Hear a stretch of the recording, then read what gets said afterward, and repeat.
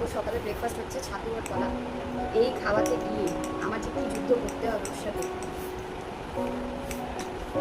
বলার বাইরে।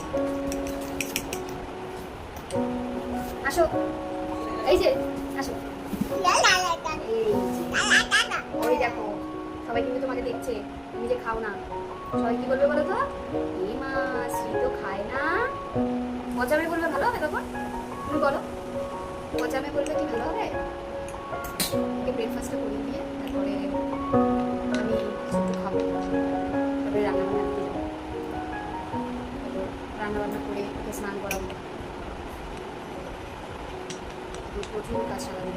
আগে ওকে খাইয়ে নিয়ে আমি ওকে ঘরটা ঝেড়ে মুছে নেবো, তারপরে যাবো খাওয়াই। খাও জলদি।